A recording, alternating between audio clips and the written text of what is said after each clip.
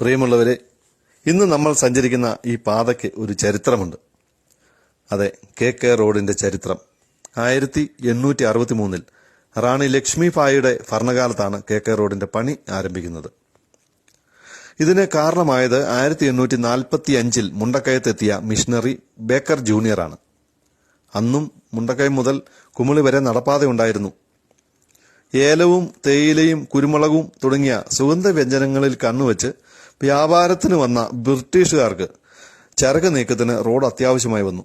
അവരുടെ അഭ്യർത്ഥന പ്രകാരം തിരുവിതാംകൂർ ദിവാനാണ് ഈ നടപ്പാതയെ കാളവണ്ടിപ്പാതയായി വികസിപ്പിച്ചത്.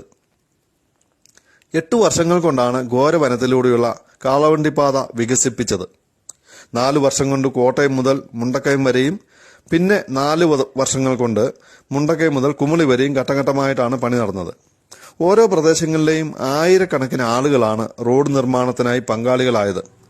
ഘോരവനങ്ങളും ആഴമേറിയ കൊക്കകളും ചെങ്കുത്തായ പാറകളും പേമാരിയും പ്രളയവും വന്യമൃഗങ്ങളുടെ ആക്രമണവും എല്ലാം റോഡ് പണി അതീവ ദുഷ്കരമാക്കി.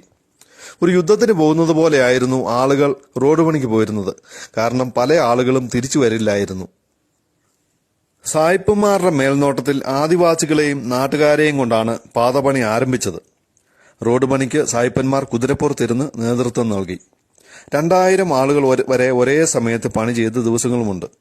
പലരും മലമ്പനിയും തുള്ളൽപ്പനിയും പിടിച്ച് മരണപ്പെട്ടു. KK റോഡിന്റെ പണിയുടെ സമയത്ത് ഏറ്റവും വലിയ അപകടമുണ്ടായത് പാമ്പാടിയിലാണ്. ഒരു വലിയ പാറ പൊട്ടിക്കുന്നതിനിടയിൽ പണിതിരുന്ന ആളുകളുടെ മുകളിലേക്ക് കൂറ്റൻ പാറ മറിഞ്ഞു വീഴുകയായിരുന്നു. എത്ര ആളുകൾ മരിച്ചുവെന്ന് ഇന്നും അജ്ഞാതമാണ്. അവരെ പാമ്പാടി കാളച്ചന്തയുടെ സമീപത്താണ് മറവ് ചെയ്തത്. റോഡ് പണി മുണ്ടക്കയത്തെത്തിയപ്പോൾ മുമ്പോട്ടുള്ള വഴി നിർണയിച്ചത് ആനത്താര നോക്കിയായിരുന്നു.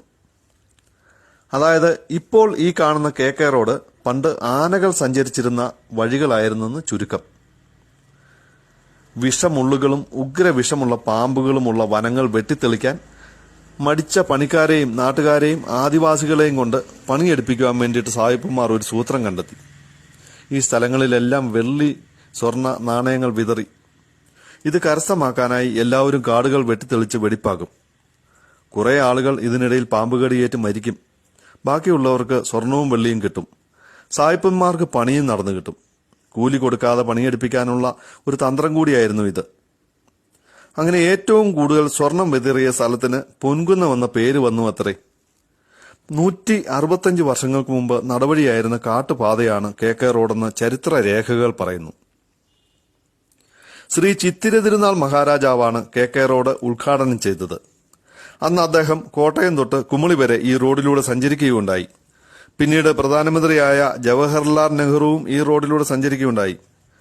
KK റോഡ് ടാറിട്ടത് 65 വർഷങ്ങൾക്ക് മുമ്പാണ്. 8 സീറ്റുകളുള്ള കൽക്കരി ഉപയോഗിച്ചുള്ള ബസ്സുകളാണ് ആദ്യം സർവീസ് നടത്തിയത്. ഈ ബസ്സുകളെ കരിവണ്ടി എന്നാണ് അന്ന് വിളിച്ചിരുന്നത്. 150 മുകളിൽ വർഷങ്ങൾക്ക് മുമ്പ് കോട്ടയത്ത് നിന്നും കുമിളിയിലേക്ക് കാളവണ്ടി സർവീസ് ഉണ്ടായിരുന്നുവെന്ന് പറഞ്ഞാൽ വിശ്വസിക്കാൻ പ്രയാസമായിരിക്കും. എത്ര ദിവസം കൊണ്ടാണ് കാളവണ്ടി എത്തിച്ചേരുക എന്ന് ഊഹിക്കാവുന്നതേയുള്ളൂ. ബ്രിട്ടീഷുകാർ കച്ചവടത്തിനും നായാട്ടിനും വേണ്ടി ആനത്താര നോക്കി സഞ്ചരിച്ചതാണ് KK റോഡിന്റെ അടിസ്ഥാനം. ഇതിന്റെ നിർമ്മാണത്തിന് ആയിരങ്ങളാണ് മരണപ്പെട്ടത്. ഇന്ന് KK റോഡ് നാഷണൽ ഹൈവേ 183, അതായത് കൊല്ലം തേനി ദേശീയപാതയുടെ ഭാഗമാണ്. ഇപ്പോൾ എത്ര സുന്ദരമാണ് ഈ വഴികളിലൂടെയുള്ള സഞ്ചാരം. സ്വർഗതുല്യമായ ഹൈറേഞ്ചിലേക്ക് നീളുന്ന മനോഹരമായ പാത, ഗതകാല തരള സ്മൃതികൾ ഉണർത്തുന്ന പ്രകൃതി രമണീയമായ സുന്ദര ഭൂമികയിലേക്കുള്ള യാത്ര, സഞ്ചാരികൾ കൊതിക്കുന്ന പാത. അതെ, കോട്ടയം കുമിളി റോഡിലൂടെയുള്ള യാത്ര. KK റോഡിന്റെ പണിക്കിടയിൽ മരിച്ചു വീണ ആയിരങ്ങൾക്ക് മുമ്പിൽ ഈ വീഡിയോ സമർപ്പിക്കുന്നു. ദയവായി ഫോളോ ചെയ്യുക, ലൈക്ക് ചെയ്യുക. നന്ദി.